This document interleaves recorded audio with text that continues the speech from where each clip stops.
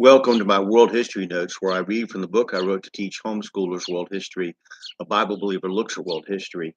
Um, and you can find it on lulu.com, amazon.com, at the Bible Baptist Bookstore. Just follow me here. Now, what's important is that I'm not going to hit everything. It's just very surface. This is just to get you familiar with certain maybe names and people and events and places and times that you might not have been aware of. Hopefully, if you're interested, you'll study more and you'll come to a deeper understanding than I'm expressing here.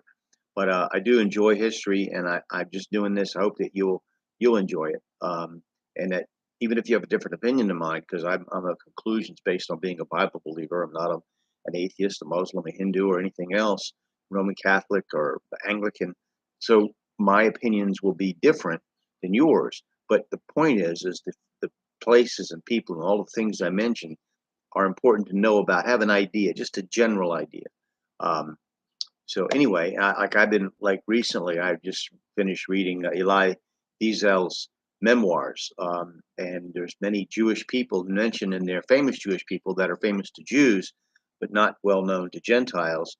And I'm posting those on Facebook as I come to them, because I just enjoy that, learning something new about somebody I never heard of.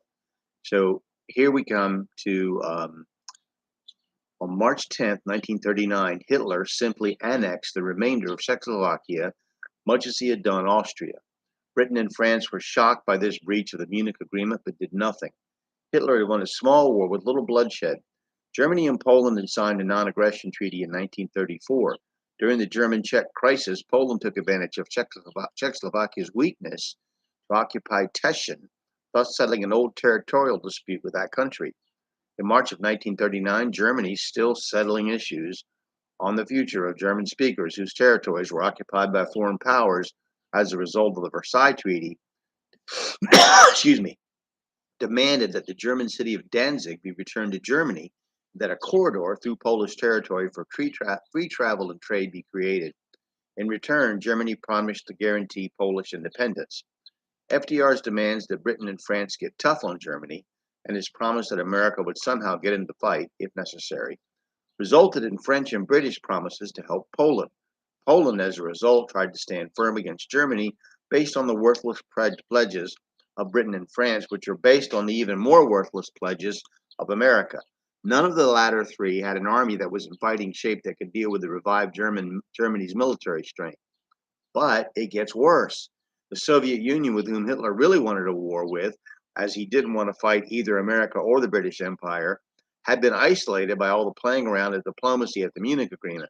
A change in the Soviet foreign minister from the pro-Western Litvinov to the anti-Western Molotov resulted in the Soviets rejecting offer after offer to join Britain and France to defend against German aggression.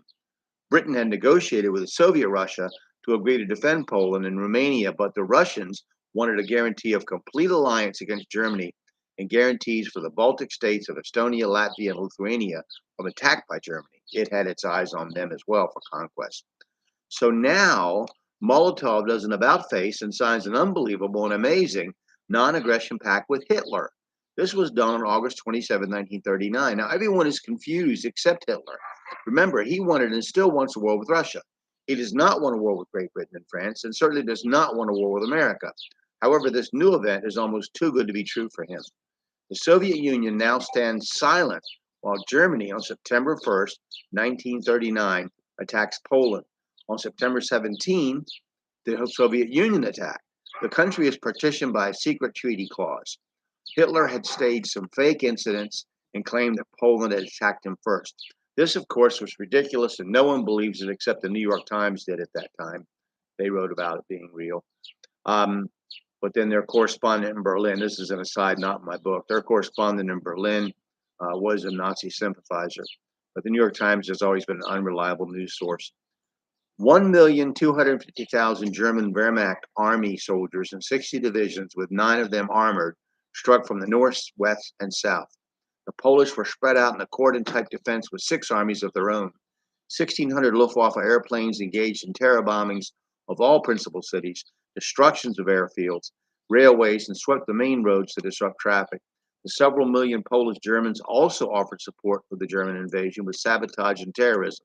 The Polish armies, commanded by Edward Śmigły-Rydz, were no match for German General von Brauchlitz's commanders von Bock and von Rundstedt.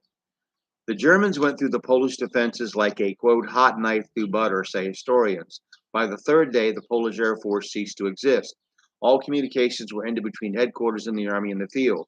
In the Gulf of Danzig, the small Polish navy was eliminated.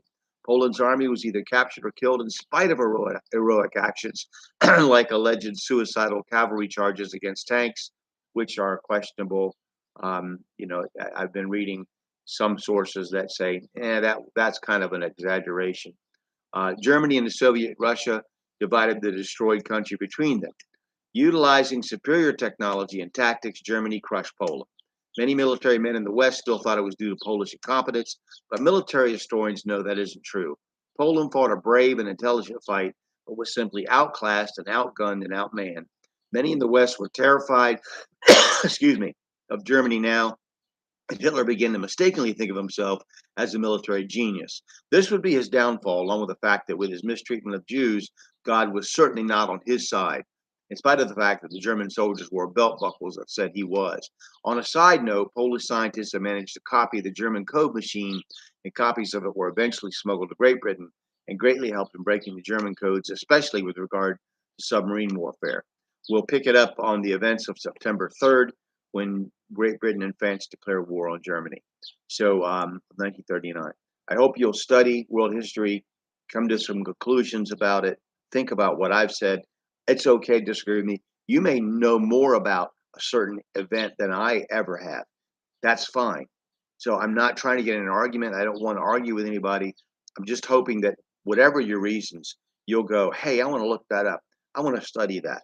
Get some primary sources, letters, newspaper articles, journal entries.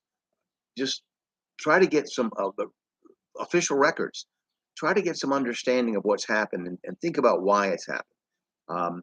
And remember, when you're reading newspaper articles, like I mentioned in the New York Times, they're always colored by some reasoning or some agenda. There is no such thing as unbiased reporting. Human beings aren't capable of it. Any event, I'll leave it there. We'll pick it up next time. Thank you.